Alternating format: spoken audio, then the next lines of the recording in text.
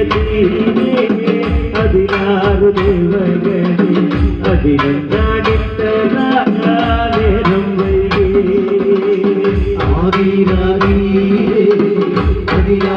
ദേവഗണേ